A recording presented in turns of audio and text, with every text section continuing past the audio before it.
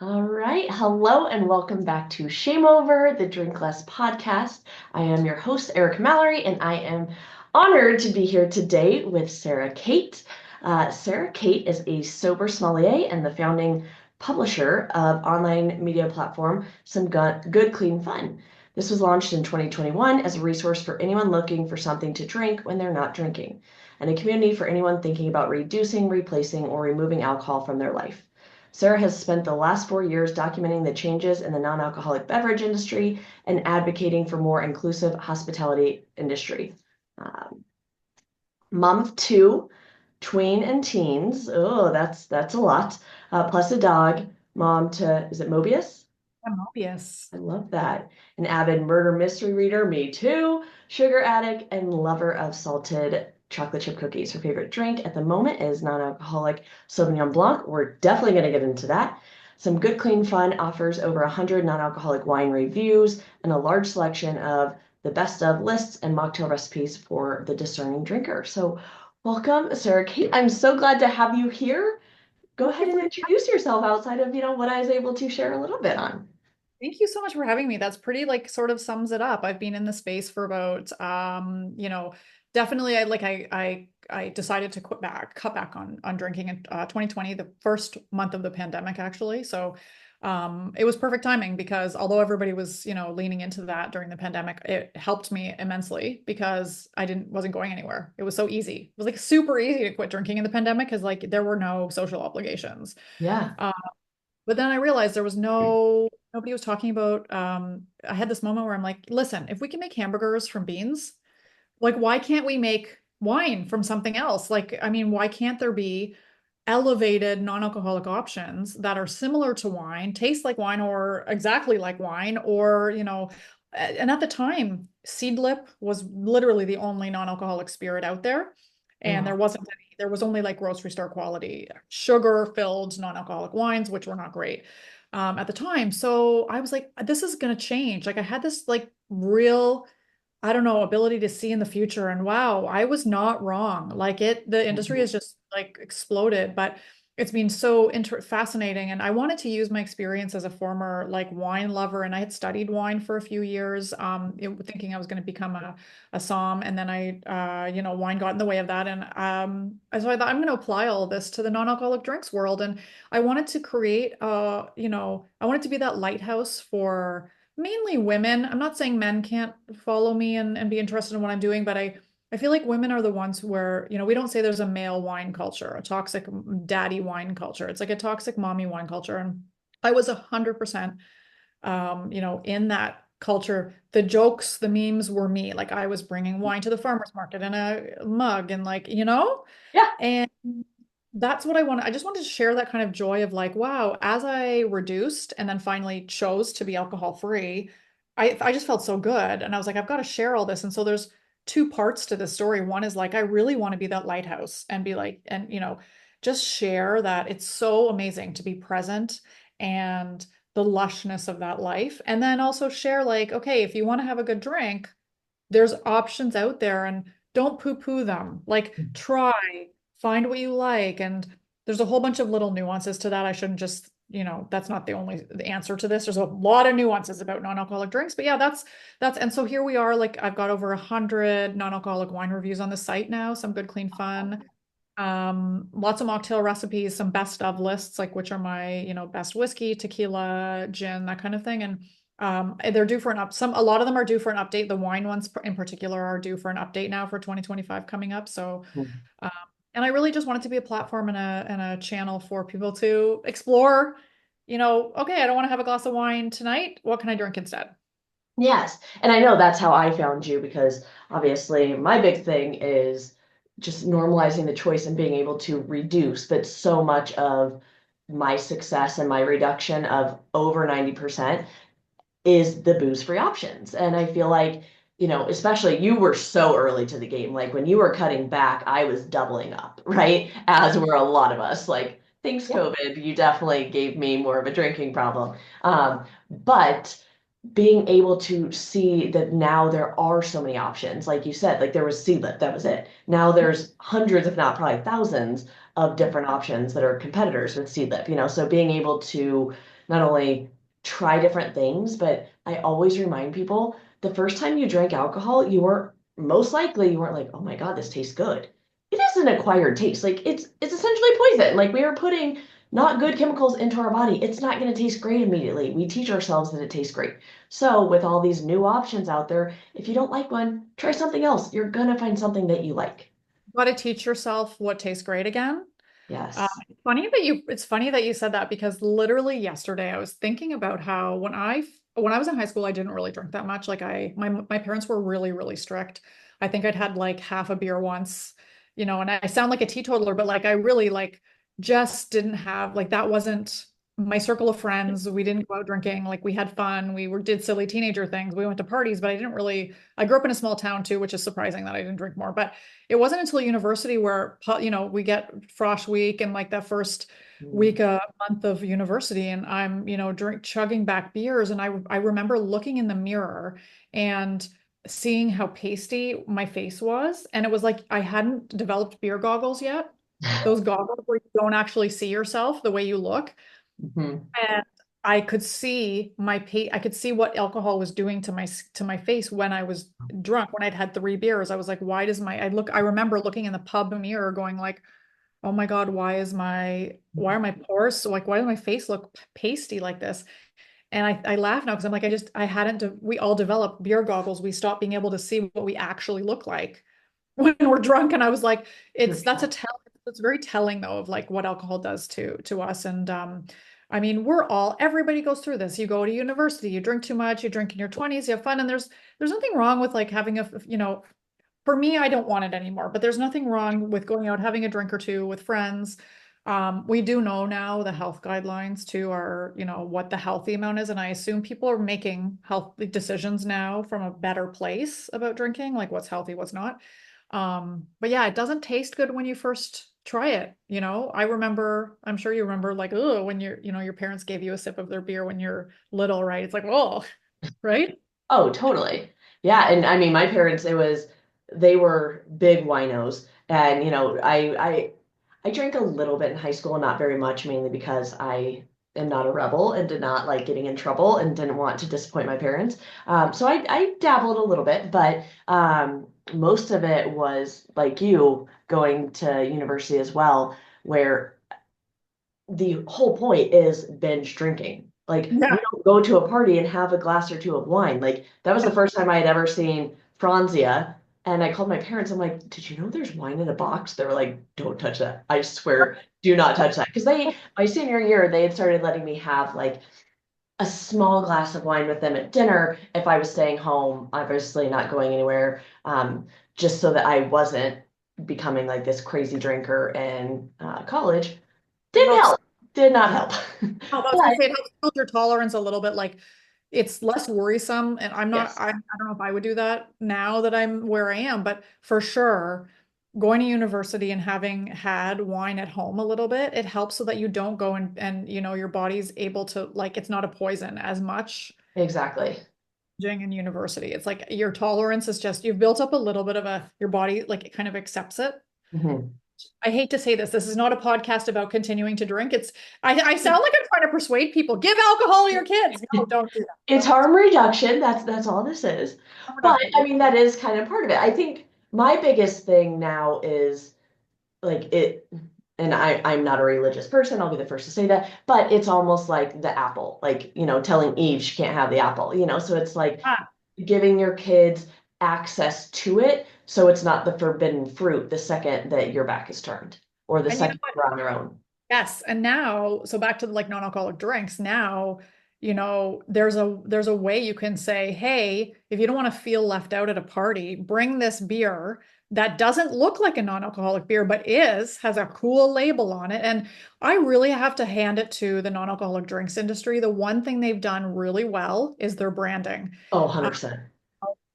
can you imagine going to a party with O'Doul's many years ago? You know what I mean? I How mean, I embarrassing. don't I don't know if you've seen it, but White Claw now has their White Claw Zero, and it's completely different. I like the look of the Zero better, but like I would totally bring that to a party, And it's just, yeah, it looks the same. No one cares. And I've started talking to my daughter about this, but she doesn't like she's not a social butterfly. She likes to stay home and play video games, to be honest. So she's not going to parties. My son maybe, but I've started kind of telling them like nobody's looking at what actually caring what you're drinking. And that's the big aha moment is like as an adult, you're like, oh yeah, nobody actually cares what is in my glass. As long as I have something in my hand that doesn't make them feel uncomfortable, the other person uncomfortable. That's Yes. really right. And so much, especially kids, like they're putting it in a red Solo cup. They're not necessarily keeping it in the can. So it's Yeah. like literally no one knows what you're having. Nobody knows. You could put water in that red Solo cup and nobody would know. I mean, that would be a shame though, because there's so many good things you could have other than water, but you know. Yes. So on that note, if you're open to sharing it, tell me a little bit more about your story and how you got to where you are. So, like as far as drinking goes? Yes. Oh, yeah, yeah. Okay, so I have always loved alcohol. Like I've always loved, like as soon as I started drinking in university, I was like, this is fun. I love this. I love being outside, like I'm that person that gets energized and can dance until 2 or 3 in the morning drinking, right? I don't get tired, I don't get blackout. I remember the bad thing is I remember everything, which sucks, really sucks in the morning because you remember everything. Um, I don't know. but When being a big blackouter, I wish I had remembered more. So, there's beauty in both. I think, yeah, there's a lot of shame in remembering things and a lot of shame in being blackout too, because you don't know what you did. Yeah, it's this. Exactly. Yeah. There's no, what's that phrase? It's like the better of two evils, the worst of two Yes, evils. exactly. Yeah. So, I really, when I was in my 20s, I was that person that was like, if it was St. Patrick's Day, I was at the bar at 12. Like, I would tell everybody come, and I'd stay until 2 or 3 in the morning. Like think about how much I drank in those. Sometimes I'm sick. I'm like, that's 14 or 15 hours of drinking. Oh yeah. And What? you probably weren't alternating or using the tools Oh, that you no, I was not, now sorry, know. but I was not drinking water in between those glasses of pints of beer. And so then like once I started becoming a mom and, obviously you're in your 20s, you're partying, whatever, but then I became a mom and, I really did, it wasn't as much of a part of my life anymore. Like you're focused on parenting, you're focused on being a mom. My kids were the mommy one culture hadn't really come to fruition yet with my first. Like it was there, but it was like just sort of subtle. It wasn't until my second where the mommy one culture, like stuff and social media too was a lot bigger. And so there became more of this like, oh, I'm tired. Jack kept me awake all night. I'm gonna like have some wine and, you know, pumping and dumping was just so much more of a thing with my second than it was with my first. And coping, and I was the meme, like I said, like I was going to farmers markets and okay, guys, it's farmers market day, let's go. And like you don't want to go to the farmers market with your kids. Like, let's be honest, you're only doing it because you're fucking bored. You hate being at home with two littles and you're like, let's go out Get me out of and this let's house. put myself in torture. I'm sorry, but like, I mean, if I know, okay, maybe there's some people out there who like to go to the farmers market with their kids, but I felt like it was a very stressful thing to take them to those like because they both of them were wild. So I always brought, I was the one like, oh, mommy one culture enabled me to have like wine in my travel mug, right? So then I kind of got to a point where so the end of the story is like I started to I worked in a couple of toxic jobs back to back, like really, really toxic jobs. Takes a And toll. yeah, and my daily wine consumption, which had gone from like having a glass of wine at dinner or at bedtime or whatever, maybe two, couple nights a week, definitely drinking more on the weekends, like always, really became extreme. And I realized like just before COVID started, I was really so scared because I didn't want to be like that. And I knew my grandfather passed away from alcohol abuse. And I was like, there's probably partially like in my family, there's probably some genetics that Oh, are sure. enabling me to like the feeling of drinking all the time. So I was not an alcoholic. I didn't have like a rock bottom moment. I didn't need to go to recovery, but I was so scared to Google, am I an alcoholic? Mhm. Right. Yeah. And I just knew that there had to be a different way, that this wasn't me. This wasn't me like relying on this substance all the time. And the funniest thing happened. I was using this thing called a drinks counter. It was an app called Drinks Counter. It was before Sunnyside, before Yeah. Sober, all the apps. And it's what I think is hilarious is that, you don't really need to count your drinks. Like, I'm going to be honest, even Sunnyside is like, count your drinks. I'm like, when you're drinking a lot, you don't want to count them. Those You don't numbers are, you don't want to see the truth. want to see the truth. And so then even being even moderating was like, okay, so I was doing this drinks counter thing. And with this drinks counter app came a community, a chat, and they would just put you in, like pair you with like the 10 people that signed up for the app that day, right? So you're in this chat. And one person said, like, Sarah, have you ever read This Naked Mind? It really changed because he had gone 30 days without drinking. I was like, wow, that's amazing. Like, congratulations. So how did you do it? He's like, have you ever read This Naked Mind? I'm like, no, what is that? And that was when the penny dropped. I literally downloaded it immediately. I started reading it, and Annie just got right to my heart about being a mom, being a woman, the stress, the reality of why we're reaching for wine, why we're using it as a coping mechanism. And her story was really extreme. If anybody's read This Naked Mind, you'll know that it was a very extreme story. And we've all had moments of shame, I think, not all, but like I think we've all could have had moments of sort of shame when we were drinking and stuff. But I don't think I ever got to that place where I was like, I'm about to destroy my life. It was more that I just felt disgusting. I felt like, this isn't you. This is not okay that you're drinking like 3 or 4 glasses of wine a night, sometimes a bottle, depending on if it was a weekend. It's really easy to do too. Like I know it sounds extreme, but a bottle is so easy to drink. Oh, it is. So easy. Especially, it starts with a glass or two. It Yeah, doesn't start with a bottle. Like that's it right. starts with a glass of wine a night, and then two, and then Yeah. And it wine is uptakes. so delicious. It's just so delicious, right? It's like, oh my God, this is the best. Like, I do miss it. I really do. And we'll get to that in a second, like why, what I do. But yeah, that was sort of the turning point. I really, what I always say to people when they say, like, how did you do it? I said, number one, This Naked Mind taught me that this isn't a test that I have to get a 100% on all the time. That if you come home from school with a 95% on a test, you're still getting an A plus, your parents are still proud of you. And I'm like, oh yeah, you're right. Like, so I didn't journal, but I sort of like tried to kind of like keep track of like how I did her 30-day alcohol-free challenge before she had the app. Like, this is 2020. So it was like she still had the like online system where you logged into a web portal and like put in your daily, what do I feel today? So I did that for 30 days. And at the end I had a couple drinks. And I was like, yeah, okay, I don't feel good anymore drinking. Like having those You took the full 30 days off. took the full 30 days. I felt amazing. At the time, like, this is the most hilarious part of this is that I was a long distance runner and I was drinking a bottle of wine and then meeting up with my running partner at 5 a.m. to run 10 kilometers. And like, it was brutal. My body was breaking down. And as soon as I stopped those 30 days, I remember I have the post, I saved the Instagram post for eternity. Like, I ran the fastest tempo split I had ever run in 5 years, like Um, during that 30 days, because I was just so like the alcohol was starting to come out of my system. I was energized, I was awake, probably drinking a lot of coffee. That probably helped. So I didn't look at it as like, oh my God, I've got to be sober. I don't consider myself sober, FYI. Like, I never say I'm sober and people get mad about that, but I'm like, I don't relate to that.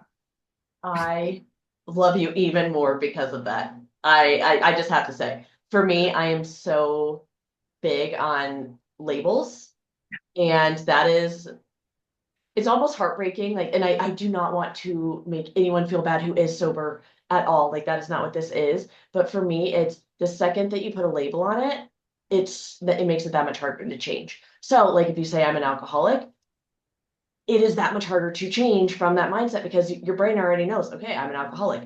If you're sober, if you have one step, I saw a post recently, I won't name her, but you may or may not follow her. She is very big in the sober world. She was at church taking communion, asked, is this wine? They said no. She Oh said, yeah, I saw that. sure. Yeah, took a sip, knew it was wine, and she was devastated. And on one note, like, my heart goes out to her, like, I totally get it. But I could just see, like, her full identity is that she is sober. And having a sip of wine when, yeah, horrible situation, obviously, but like it crumbled her. And I'm like, this does not define you. You are still sober. You were still, if you didn't have the sip and then go drink the rest of it and have a bottle or, but Yeah. it's like, it's the labels. Like, don't Yeah. label yourself unless you're going to say, like, I am a mindful moderator. Like, I'm okay with that label. Yes, personally. Yeah. But I very seldomly drink now. I am never going to label myself sober because Yeah. as soon as I do, it's almost like my mind's gonna be like, ooh, but do you want to drink now? Do you want to drink now? And it's like, what? Again, No, like just the yeah, like the what did you say earlier about the telling, at Eve that you can't have the apple? yes. Yeah, it's the forbidden fruit. Yeah, I'm going to share something even more like controversial. And I've said this before, and it's sort of been hit like nobody like this hasn't ever blown up, but I do think one day I'm going to say this and it's going to blow up. I think that Alcoholics Anonymous actually created the stigma around alcohol. 100%. Because why is it anonymous? Why did it have to be anonymous? Why did they've built in shame into their business model.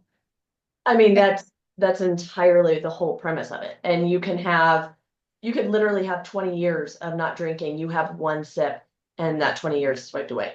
that's what they say. They say that it's you against you have to it's like white knuckling it through the rest of your life when it's not you, it's the substance, right? And this is a very extreme sober conversation, but I mean, this Naked Mind taught me a lot. And then I also delved into a lot more of the traditional books and realized I didn't want what the best thing about this whole story is that I didn't want to go to Alcoholics Anonymous.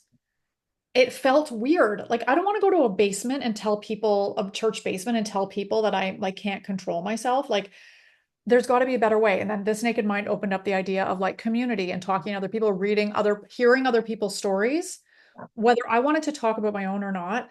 Um, Podcasts about other people's experiences really helped me not only to like figure out like, how to fix myself, not fix myself, but how to like, sort of untangle myself from this, but it also helped me to identify how I wanted to talk about myself. And, you Mhm. know, there was a podcast I think called Sober Squad, and these girls were crazy. They were those like girls that drank too much and then would like wet their bed, and they would have a whole like podcast episode about wetting their bed. I'm like, that's never happened to me. Like I've never had bodily function disorders. I'd never drank that much that like I couldn't get up to go to the bathroom. Like so that helped this helped me to see the spectrum too of where we all fit in the spectrum somewhere. And my two ladies that I walk with on Tuesday mornings, my two besties, like they have one glass of wine a month. They're not going to be like, I'm alcohol free because it's just not important for them. Why do you have to label it? Like, you shouldn't have to. Exactly. No, they're just like, well, Yeah. this is normal. But then there's the other extreme where there's people who are in AA and they were like, that's their belief system, and that's fine. That worked for them. Yeah. I just feel like, yeah, no, you don't need to have a label. I'm not sober. And I didn't ever want to say, everybody has to be alcohol free. Sure. I personally do not like big alcohol and how they've conned us. And I feel way better though living my life like this. But sympathy and empathy and non-judgmental, like approaching this in a non-judgmental way and understanding everybody's on the spectrum somewhere, whether it's one drink a month or recovering from severe alcohol abuse, right? So that's my story. And I really want to be I still want to be that advocate for women who are sort of stuck in this belief that they've got wine is going to help them cope, and that wine is a way to deal with stress because it's really actually super unhealthy. Yeah. Uh, if that's how you're using it. Exactly. And I'm so glad you brought that up. So there's so many great nuggets that you said in there. One, that you never like had a rock bottom moment. You were not, quote unquote alcoholic. Like that's my story too. And I feel like where just as a business owner, it has been very hard for me because people invest money when it is almost like a life or death situation where for what I'm doing, I'm very much that, gray area to where it's like you're drinking more than you want and having a harder time slowing down, but you're not looking to go sober. So it's like that can make it very difficult. But just like you, when I was going through this process, I'm like, I don't want a rock bottom moment. Like I was seeing what was happening to other people and I'm like, why would I wait for that? Like, it doesn't make any sense. And Yeah. granted, when sometimes we do have to wait for that. I totally get that, but that was not me or what I ever wanted to be a part of my story. But on that note, it is so personal for all of us. And it should be like, it doesn't need to be where, do you drink, do you not drink? Like that is, I feel like it's becoming more normalized in a sense. Like, yeah, people are still going to have questions. Just like if people say like, oh, I'm gluten free. Oh, do you have celiacs? Well, it doesn't matter if they do or not, like if they want to be gluten free or dairy free or Yeah. whatever. But at the Yeah. end of the day, it is becoming more common, more normalized. But so much of it is knowing yourself, understanding yourself, figuring it out. And what I'm really focused on is helping that rewiring of the brain. Like you said, like, especially as women, as moms, we are so conditioned that you had a stressful day, it was a really bad day with the kids. Let's have some wine. Like Yeah. it'll be better. And each time we do that, it makes us want it more. The next time we have that same feeling, we're going to want wine. So Yeah. what I'm focused on is during those moments, I'm not saying you can't drink that night, but let's do something else. Because as soon as you do something else first, that's going to help us rewire the brain. If you have a drink later, great, but now you don't have that correlation. Pattern interrupt. And one of the things that I did a few times, I didn't do it a lot, but what I did a few times is like it was 5 or 5:30 and I wanted to have a glass of wine and I needed to make dinner. And I was like, you know what, family? I'm going out for a walk. We're gonna eat at 7:30. Too bad. Like pattern interrupt. Take care of yourself first. And if your family has an issue with that, they can make their own dinner. Like Yeah. because there's another big influencer in the space, and I again don't want to mention names, but she posted something that was actually like valid, a very valid post about like, sometimes if you're a mom of two littles, you can't go out for a walk, you can't go and do yoga. 100% you can't, but sometimes it's like you just have to figure out, okay, kids, have a granola bar in front of the TV, tell your husband I'm leaving, maybe you could take them with you, like instead of, I think there's a lot of pressure on women to be perfect and deliver a service. And I'm trying to really break that in my family of like, I'm not here to deliver a service for you. I am a person and I come first. And Yes. if you think that's selfish, too bad. So I'm going out for a walk because otherwise I'm going to drink a bottle of wine and Yeah. we're going to be at 7:30. Well, and I am so glad that you said that because I just, as a mom of two littles, like I am starting to realize the importance of showing our humanity and showing that we have hard days. And, normally like that was covered up. Like I remember I could tell when my mom was like super stressed or, like very snappy. It happens to all of us. But Everything from most of the negative emotions were covered up, right? yeah. So it's just like, My mom's a narcissist. I don't talk to her anymore. She's a narcissist. So we knew every day when she was upset. oh, there you go. Yeah. Sorry, I don't mean to interrupt, but I was like, yeah, I do know though, yeah, we're taught to not to like, Yeah. So like what you're doing with your kids, like, you know what? We can either wait and eat till 7:30 or fix your own dinner. I need a break. Like that to me is one of the not only least selfish things that you're doing, but one of the most empowering things for your children as they become adults yeah. because they see like mama needed to make herself a priority. My And daughter's great at boundaries and she's really good at speaking up when she's like, don't talk to me that way. Like, or like she's like, Mom, this is what I need. Leave me alone. Like, it's funny. I didn't do this intentionally, but as you're saying that, I'm like, yeah, she's really like, she empowers herself when she needs something. She doesn't wait or mm, keep things, which has been good. I mean, teenagers have their own problems and oh stuff, yeah, but yeah, I think you're right. I think our kids, like your kids, will see that you're not in the house just to provide a service for them, that you are a person, that you have needs, and that the world might say we all have to eat dinner at 6 o'clock, but guess what? We're not eating at 6 o'clock tonight. Or maybe you eat at 6 o'clock every day and you're like, today we're eating later, yeah, have a snack. totally. Um, one of my girlfriends and I, we used to laugh because we parented our kids like our moms did in the 70s and 80s. Like we let them run around. We didn't care how much TV they were watching or how much snacks they were eating. Like there was very few rules. Like not that we were like go out and play and just run around, but we weren't as like we weren't always so precious with them. Like, oh my God, Yes. like, be careful on your bike. We're like, go get out there and go on your bike. And if you fall, oh, they Get came in up, and you're good.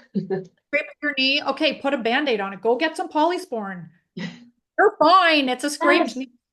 We were very much like, also, On the negative side of that, though, this is my drinking friend who I hardly see anymore because she's still, it's not that she's a heavy drinker, but we would sit in the backyard and have wine while our kids were like doing God knows what, like running around the house, getting into food, watching TV, coloring on the walls with marker. And then we'd be mad later. You color on the walls with marker while we were sitting in the backyard drinking wine. Like it was my favorite thing to do.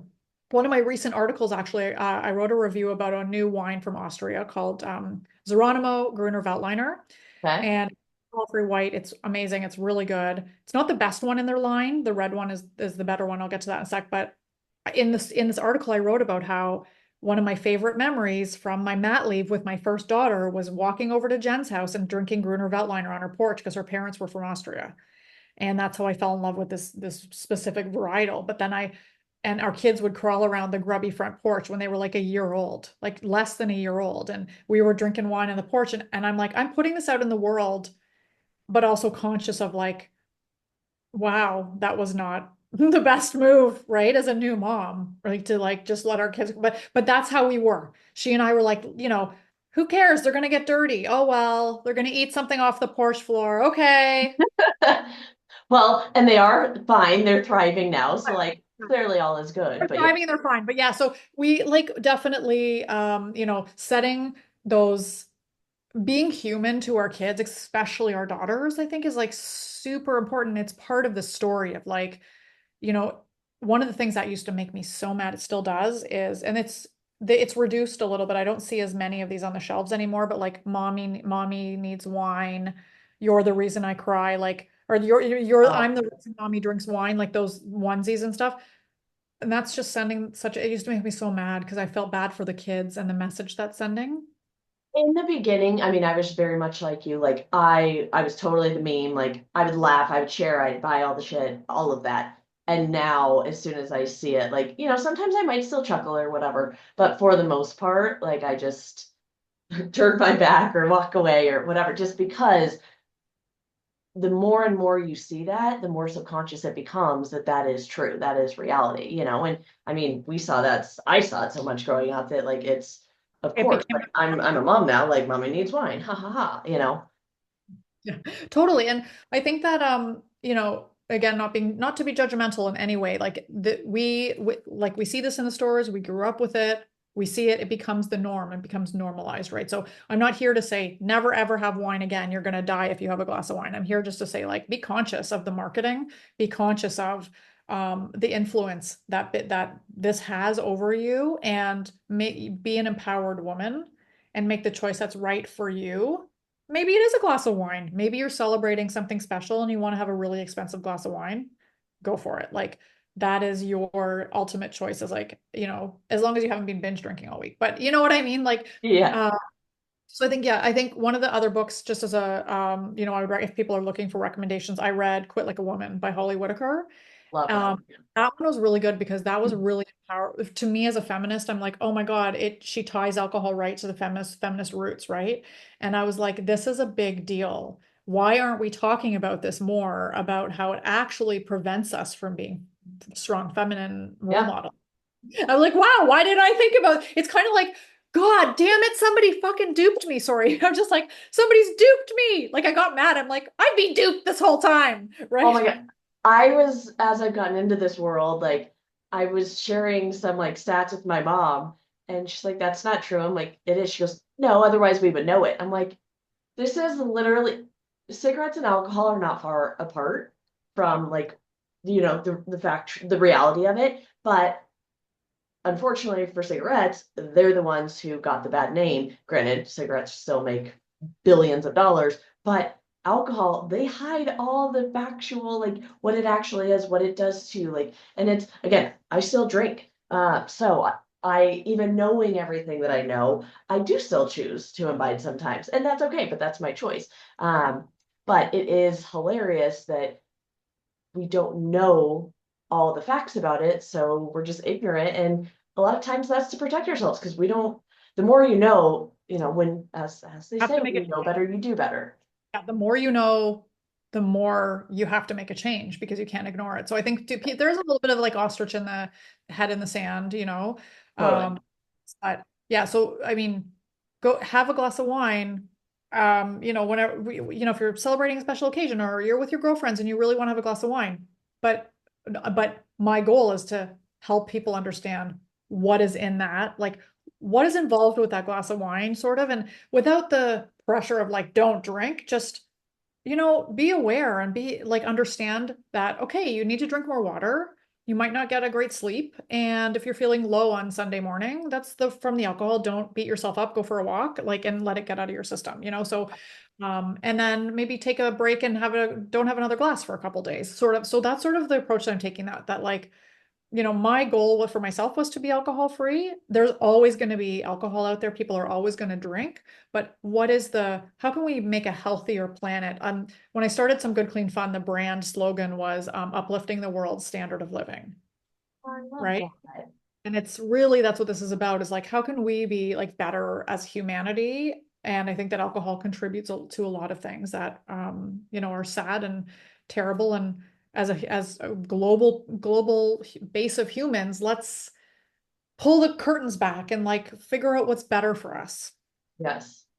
Well, and it's with that, like part of the boot camp that I offer is like one of the prompts that you get in basically it's broken down into daily prompts. And one of them is really analyzing, like, look at all the, like, some of the best memories that come to mind and also some of the worst things that have ever happened, like to you personally.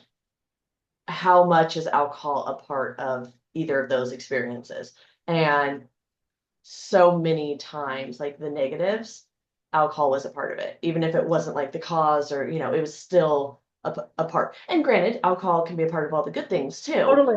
Yeah. Those absolutely. nights But out with girlfriends where you lit the roof up or whatever. What I don't I'm my euphemisms are not coming out today, but you know what I mean? yeah, Like, yeah, totally, raise the roof with your girlfriends. Like, there's so many good memories for sure tied to. totally, I think that's a very valid point, is that you'll always have good and bad memories.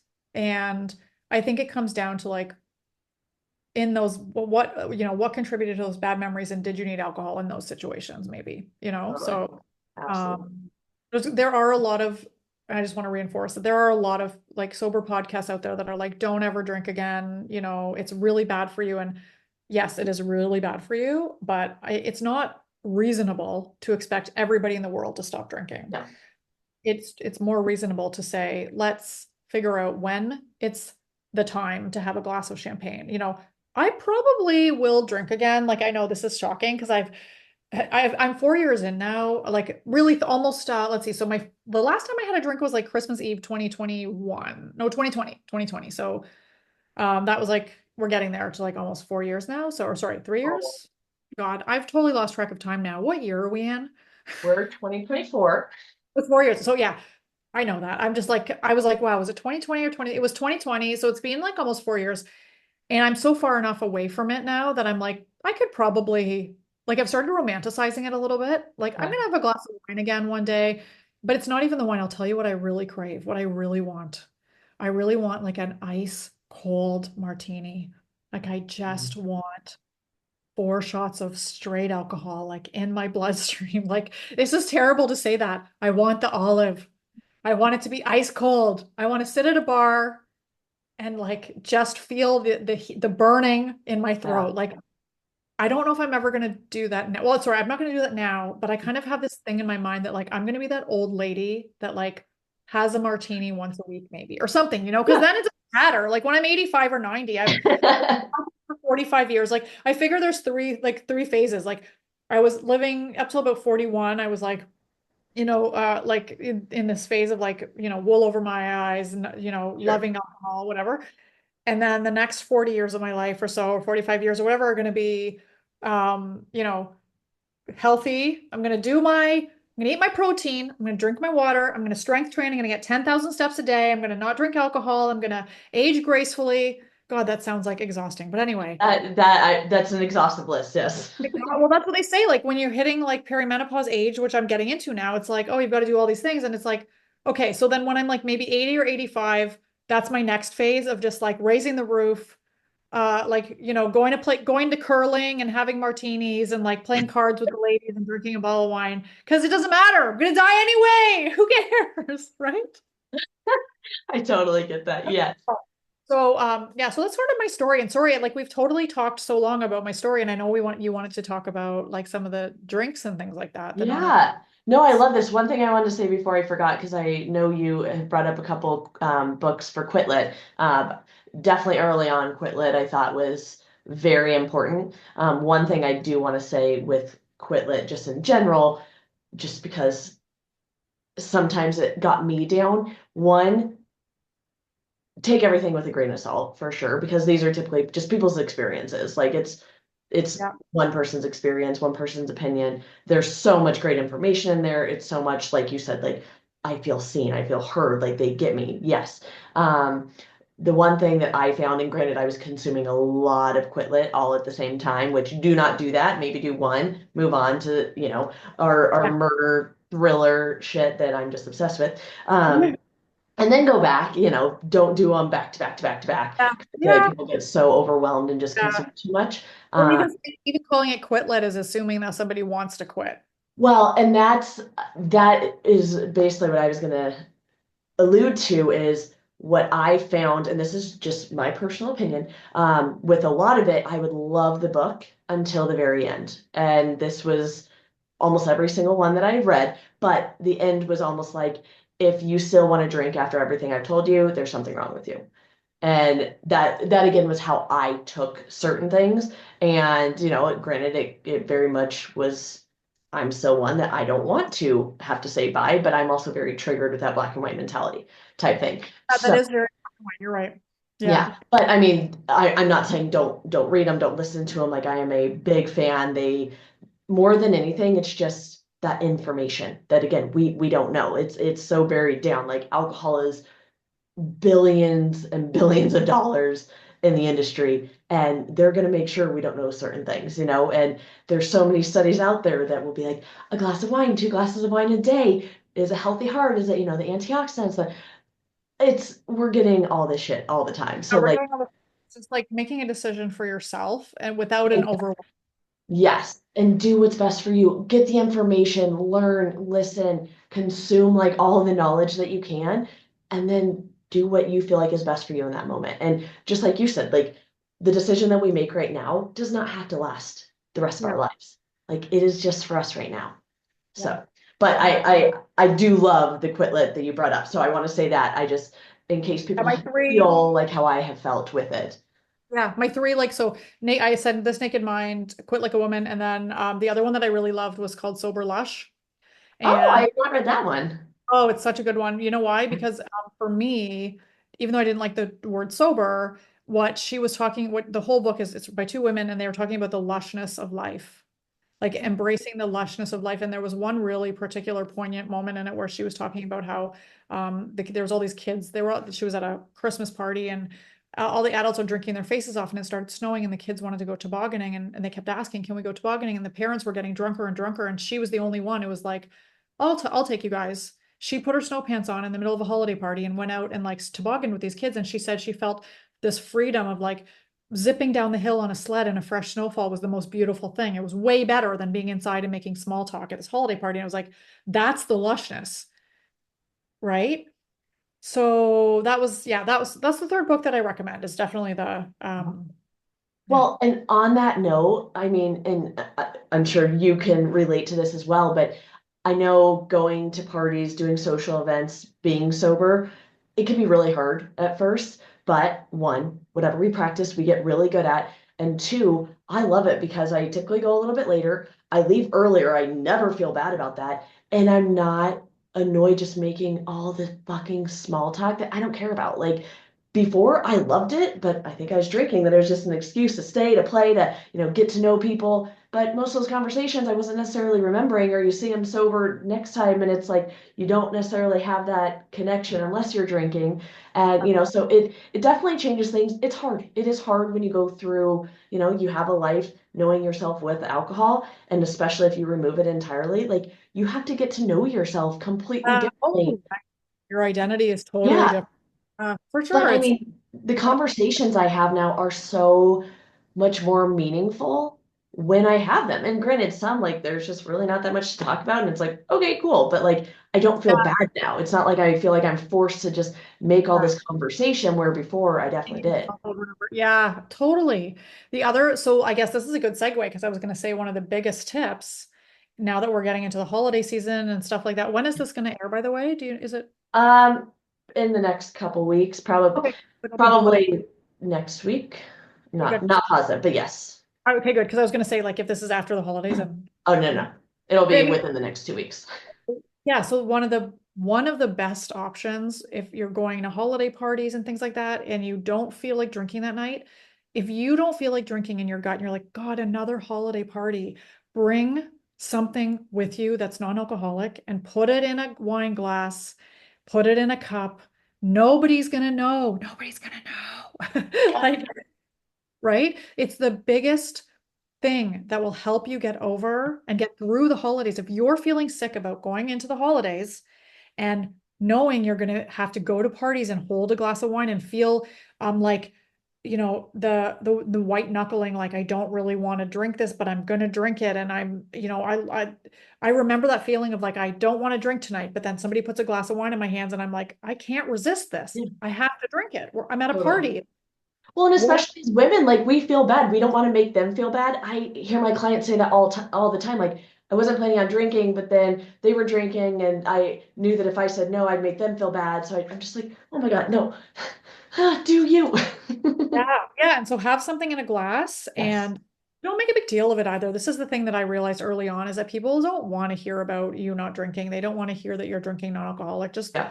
quietly put your non-alcoholic in a cup and chat people up. They don't care. The more they drink, the less they're going to care what you're drinking anyway. Nobody ever says to me, "What are you drinking?" Right? Exactly. We think Totally. we think people are gonna be like, "So what are you drinking?" Nobody talks like that. No. It Nobody cares. No, and I want to, after this, I want to get into like some of your recommendations and everything. One thing I do want to share, we had a Friendsgiving just this past year that they were new friends. We were like super excited to be invited, like, felt like a big deal for us. And I brought, their whole thing was basically bring something to share and then bring like a bottle of wine or something. So I brought a bottle of non-alcoholic wine and I was like so nervous, even though like I'm very confident in this, but I just had this like in the back of my mind, like someone lifting it up and being like, who the fuck brought non-alcoholic wine? Like that's I was just waiting for that moment. Happened. And yeah, totally. And I get there and I put it down and like that's what I was drinking. And then they had this set up. So like there was maybe like 40 people there. We knew no one besides the people that had invited us.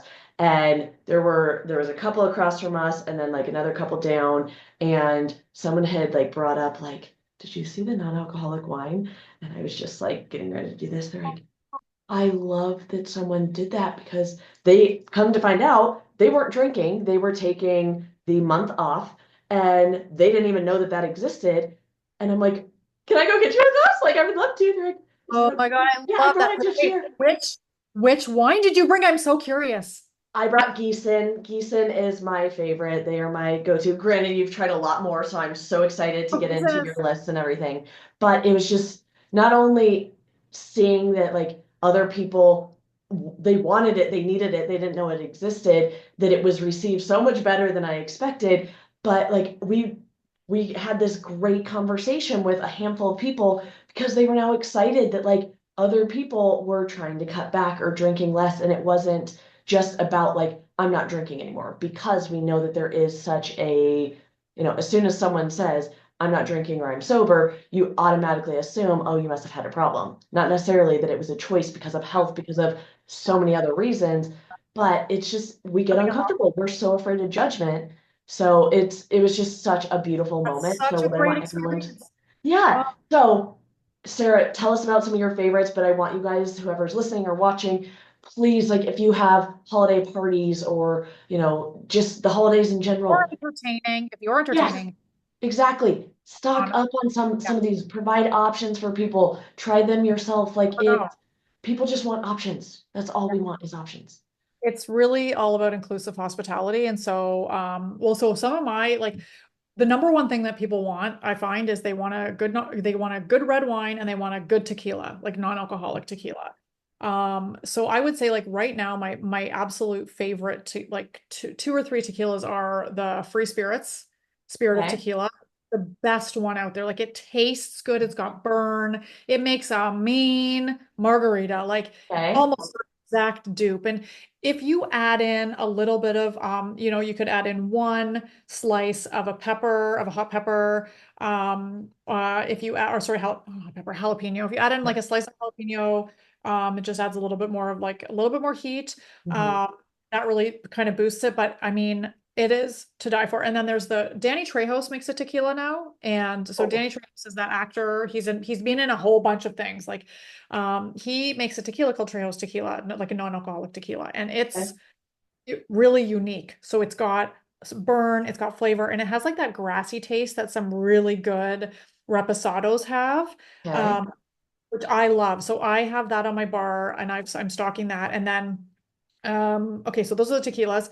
The third tequila, I guess, is Ritual. You can find that everywhere. They're my favorite. I love Ritual, but I have not. I've had Free Spirit, I think, like at bars. And I've not tried the other one. So Free Spirits is way better, I think, than Ritual. Ritual has a bit of a chemical, a little bit chemically, but I don't mind it. Like it's of all their products, that's the better one.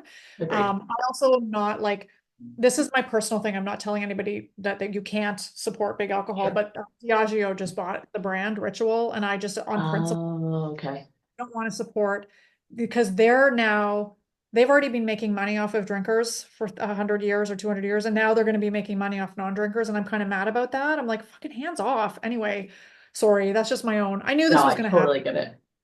That's where the beverage industry was going anyway. So Yeah. okay, so that's that. The other thing I'm obsessed with right now, like obsessed with, but I'm word of caution, be really careful. Kava is I just got mine. Okay. So be very careful because you can start overdoing kava and it actually can be like a serious problem. Like you don't get addicted to it, but it's not good in heavier quantities. So Okay. I only let myself have like one serving a week because like on a Friday night, that's what I have. Like Okay. that's when I really want to like relax. How do you just have it as is? Do you do it on ice? Do you make it as a drink? How do you do your kava? Here's my recipe, and I was actually just going to go grab them from my bar, but I'm not going to because it's too far. I do one serving, one pour of kava, sometimes kava haven, and I'll sometimes do a little bit even less than that. Then I have a non-alcoholic limoncello called Lemon Zero, and I Okay. put like about 1 ounce of the Lemon Zero in. If you don't have that, use like, make a lemon juice, like something lemony, because then it kind of makes it taste like a lemon drop martini. It Oh, balances out the herbalness. Like Kava Haven's very herbal and it's very okay. like so the kava, sorry, the lemon sort of balances it out really nicely. Some sort of citrus, you want to balance it out. So Okay. because it's an NA spirit called Lemon Zero, it's thick. It's like a like almost syrupy almost. So Oh, then I okay. just add some club, not syrup, but you know what I mean. It's Yeah, yeah. like a liqueur. So I add in then club soda onto that, a Okay. seltzer, stir that around, and it tastes like a lemon drop martini. It's really good. Like it's so good. That's like my new thing I'm obsessed with. And then the other spirit that I'm literally obsessed with, can't stop drinking it. And now I've gone through 2 bottles in like 2 weeks. Amethyst. Amethyst non-alcoholic spirits. You can drink Never them had straight it. on the rocks. Like Okay. pour it in on the rocks and sip it. And it's literally like, this is the best thing I've ever had. I went through a bottle of their watermelon lime spirit in Well, say like a week and then a week and yeah, a couple nights actually. Like I literally went through half a bottle in like 2 nights because I kept and just on pouring. the rocks. Yeah. And then there's the Serrano, lemon Serrano is cucumber or something is their other one. And that one's good too on the rocks. And I'm like almost on the bottle. I'm like, I've got to order more. So it depends on what you want to drink. If you want to make a cocktail, if you want to relax, like there's a whole bunch of different things. With wine is tricky. Yes. So here's the like, you might want to put like a bookmark, not a bookmark, but like just fast forward to this spot in the podcast because this is what everyone's going to want to hear. Yes. So non-alcoholic wine, the thing to remember is if you're drinking regular wine all the time, you're not going to like non-alcoholic wine. I'm sorry, you're just not going to like it because your palate is completely wired and your brain is completely wired to expect something expect the ethanol from the wine in on your palate and in your brain. Like that's just the way it is. So you're always going to find a problem with non-alcoholic wine unless you're not drinking as much. So I would say if you're interested in reducing alcohol in your life and you just want to grab a glass of non-alcoholic wine, give it a couple of weeks of reducing your consumption, have some non-alcoholic margaritas, have some other things, because you won't be able to taste the complexity and you won't be able to taste, it's going to taste like grape juice because you're too close to regular wine. Your palate is too close to it. So right now, the top wine, the top non-alcoholic red wine in the world, it's $80 a bottle. Or sorry, I guess 65, $70 a bottle. It's from Austria. And I literally almost cried when I drank this wine. It's called Really? it's called Leone's Blend from Geronimo. And so Is it Geronimo is red? it's a red wine. Okay. And so Geronimo is like Geronimo, but with a Z. Okay. Because it's like health and wellness and, that kind of theme of like inclusivity. And so they're from Austria and the family is like second, third generation winemakers. It's made at a real winery with the most innovative dealcoholization processes that keep the aromatics, in the red wine, which is the thing that's missing all the time is like the aromatics. And right Exactly. now, a lot of the wines in the lower price range, like when I say low, I mean like $15 and under, like these non-alcoholic wines like Frey and Ariel, they're pumping in sugar and juice into the dealcoholized product once the alcohol is removed, and they're adding back in flavor through sugar. So that's why people say this wine just tastes like grape juice. Well, because that's what it is. That's what's being added back into it. I do not I don't want to say, oh, don't ever buy Frey, don't ever buy Ariel. If you really want something non-alcoholic and you're in a pinch, just buy the sugary bottles of cheap wine, add some club soda to it, add some seltzer to it, like put it on ice, make a spritz, like do, do it just to like if you need to, right? So I'm not going to poo-poo that. They're there for a reason. There's an audience for every bottle. This is my theory about wine marketing. There's an audience for every bottle. If you are really interested in good wine, if you've ever taken a wine appreciation course, you are going to love the Geronimo because it's so crazy how there's nothing else added to it. It's the wine dealcoholized. They haven't added in sugar. They haven't added in grape juice. Like in Austria, there's very strict rules about what you can call wine. You can't call it non-alcoholic wine if you've added in any fillers or grape juice or sugar. Amazing. Yeah. So it is the highest quality non-alcoholic red wine I've ever had. So if you're listening to this and you're in the US, you can get it through Ocean Beach brands. Okay. I'll send the links afterwards, but or Geronimo.com really has Geronimo.com has the link on it. And that'll direct you to the shop for the US. In Canada, you can if you go to somegoodcleanfun.com, my website, there's a link there for where to buy it. So Perfect. that's the top red. And then if you're, going further down in the price range, like it's a huge jump. It's like 50, 80, $65 down to like 25, really. Okay. To the next best kind of quality range. I'd say the Zero Proof has a great option. So the Zero Proof is an online store. They have a whole bunch of really good reds right now. They have Oddbird Addiction. Blackbird. Yeah. And that one is like, it's almost dry to a fault. Like it's almost too dry. But I think that if you drink regular wine and you've had regular wine recently, you'll like it, I think, because Yeah. it's really like, well, kind of speaks to that, the dryness and the tannins that you're looking for. And it's made Oddbird has produced it in Spain from 100% Tempranillo grape. So it's not a blend. And you get that like, I used to love like Rioja wines and like these Yes, me wines. too. Yeah, and there was a specific brand, I can't remember what it's called now, but I always went for that orange label on the shelf. Like that was one of my things that I always went for. And so this tastes like a dry, dusty, old Spanish red. Mhm. It's really interesting, very unique. For like lighter palettes. What was the other one that I was going to tell you about? There was one the loudest Savvy Red is from South Africa. I think they have that Mhm. at the Zero Proof, but you can definitely get it through like Loudus's website, Lautus. Their Okay. Savvy Red is like juicy. and it has a little bit of tannins in it. It's a little bit dry. It's made in South Africa in a spinning cone, which is like the new innovation for removing alcohol from wine. And that's like a go-to. Like everybody across the board says they like the loudest Savvy Red. Okay. If you like kind of juicier wines, that's a good one too. So there's three like different kind of variations there, like that very high end, like Yeah. dusty dry Spanish red, sort of the juicier, loudest from South Africa. So and those, I think the Oddbird and the loudest are pretty similarly priced. I think they're both like either 25 or under. Maybe the Oddbird's a bit more, but those are three that I would say are go-to reds. My favorite white is the Gießen, which you love too. So we're like Team Gießen over here. Ooh, Yes. I can't get enough of that stuff. It's just so Okay. good. I, Yeah. I would drink that now that, I mean, it's literally, we have a couple inches of snow out my window right now. But I would still drink it in the winter. But it is for me like the go-to. I would rather have that 99% of the time over any alcohol because I love it so much. So fresh, so crisp. Yeah. And I think I have had feedback that people think it's too sour. I don't agree. I think I that love the sour though. I'm much more the sour tart, so yeah, I would take that all day long. even with mocktails, I really like it when it's bitter and tart, Yeah, not, I don't like sweet mocktails. I like exactly. things that have a bit of a bitter backbone to them. So, well, it's funny, I just had Wilderton. In the past couple of weeks, I've been playing around with Wilderton's bitter aperitif, and it is Okay. bitter. Like it is so bitter. You need to add like a scoop of maple syrup into that to like, or like some simple syrup or something to like sweeten it. Okay.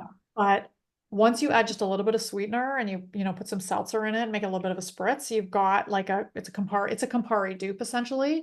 Okay. And it's like it's the bitterness is really nice. And so if you like bitter, go for the Wilderton bittersweet aperitif because it's like, whoa, they're Well, and great. that's why I love what you're doing so much is you still have the complexity so people still feel like they're adulting because that's what I hear so much is like just a mocktail doesn't do it for me, you know? That's because it's not complex. You're drinking juice, you're drinking a Shirley Temple. Like, yeah, you're not going to feel like an adult with that. You're not going to have the Yeah, experience that you're taking some time for yourself. Like, that's, I think, what the biggest thing, especially mom and women, moms, is that drink for us is kind of the first time that we've made for ourselves all day. And that yes, is why it's so important and why it's so hard to get rid of it. So when people are like, well, I just can't do that, what do I do during that time? I'm like, make time for yourself because you're not doing anything else to make time for yourself, but the alcohol has become important enough that you will make time for yourself for that. So don't lose that ritual. You still need to make an experience. You still need to make that time for you, but you allow us to do so that it's still in a complex yeah, yummy, juicy way that yeah. you're getting that fulfillment. It's very true that that represents the space that we give ourselves every day. I never thought about it like that actually. It's probably yeah, it's the first time we've given ourselves anything to enjoy or space to enjoy something for ourselves for that day. And yeah, so when you're making a sugar like when you go to a restaurant, there's sugary mocktails, and that was supposed to be your treat going out for dinner, and you're like, this is not what I want. I want something that represents how complex I am as a person, how complex my taste buds are, right? Like if you think about it that way, I actually the other day had a funny moment where I was like, oh yeah, no, there is space for sugary mocktails, and I'll tell you which one won me over because I hate like sugary mocktails. The one that won me over was the orange creamsicle. Like that is just so good. That combination of poppy, orange, and vanilla, like French vanilla almond milk. And what else did I put in that? I kind of copied somebody else's recipe out there, but then I added Ritual's rum into it. Oh, okay. Taste the rum, but still it just adds a little bit of like Sure. something heat. I couldn't stop drinking those. I made like three of them for myself, and then I'm like, oh damn, because you have to put cream in it. You have to put like some sort of heavy cream in it. I'm like, damn, this is like 100 grams of fat. I'm done. Like I can't have any more.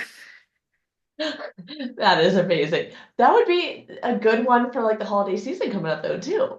Yeah, Like I mean just you be could. kind of that treat. Yeah, it's like it's creamy and it's orangey and like you can actually Yeah. probably do it with like a cream soda. Actually, a cream soda would be good for the holidays. Yeah, Oh like yeah. Well, like I and can't wait to see. You're gonna create one now and I can't wait to see now it. I'm gonna do it. Now I'm gonna do it. Yeah, and I'm loving like the whole like poppies and all these sodas that are like lower in sugar because I'm like, in that early perimenopausal stage. So I'm like, damn, I can't eat sugar anymore. Added sugar? No, thank you. Yeah. Oh, and poppy has probiotics too, Yeah, right? probiotics and all that good stuff, right? And that's another thing about wine actually is that, look at the labels. You want to look for a low sugar wine because that means that not as much there hasn't been as much added sugar added back into it. Um, so, with the Geronimo and with some of these other higher end brands, even Oddbird, they keep the sugar low. Gießen keeps the sugar low, right? Um, it doesn't always mean it's going to taste good. So yours is a brand of non-alcoholic wine and it's super low sugar, like 1 gram of sugar. And it tastes like a 1 gram of sugar wine. Like it's not that bad. People either hate it or love it. And as a reviewer of wines, I'm like, I always try and look for something redeeming in a wine because I don't want to poo-poo anybody who's trying to help Sure. other people find something not to drink. So it's rare. French Bloom is the only one that I'm like, I'm against. I'm completely against French Bloom. Do not drink French Bloom. Anybody listening out there, promise me you're not going to drink French Bloom. It's terrible. It's not worth $50. Five Not worth, zero. it's not, maybe, Ooh, let me think. So I think maybe it's 45, but like it's no, still put, that's yeah. it's not made with premium grapes. It's like doesn't taste good. It's one of the worst sparkling wines I've ever, non-alcoholic sparkling wines, but the French Bloom they're owned by Tattinger, the biggest champagne company in the world, and our family in the world. So Yeah. the founders is one of the Tattingers, and so they haven't used champagne grapes. They're using shit quality grapes, and they've done a as an exclusive premium non-alcoholic wine, and it's bullshit. I'm calling bullshit on all their marketing, and I don't care if you launched it at Selfridges in London. It's really, there's way better. Yeah, Spend your $45 on 2 bottles of great non-alcoholic Oddbird or something, right? totally. Oh, So where are we at with that? I've rambled now because this is like my no, I love this. Well, sugar. Here for I this. definitely want to be respectful of time because I could literally talk to you all day, clearly. How can people I'm like, we've been talking for a I long time. love it. It is just so easy. How can people find you? And yeah, so, and obviously I'll include in the show notes like links to your website, your social, all of that. But anything else that you want anyone to leave with that maybe we weren't able to cover, or anything about your business in particular and how people can connect with you and work with you? Awesome. So connect with me on Instagram at Make It Non-Alcoholic. Some Good Clean Fun is sort of going through a rebrand. So, the website right now is somegoodcleanfun.com, but I'm kind of rebranding it to be more of Make It Non-Alcoholic because the theory behind that, the theory, but the idea behind that is that when you go to a restaurant, now the waiter asks you, do you want still or sparkling? My goal for the future is that one day you go to a restaurant, a waiter says alcoholic or non-alcoholic first.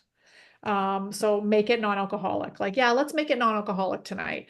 So it's going, Some Good Clean Fun is kind of going through a rebrand, but you can still find the website at somegoodcleanfun.com. There's lots of wine reviews there. I'm a little bit behind, to be honest. So there's a bunch of new stuff out there. I have not reviewed Oceano yet. That's coming up soon.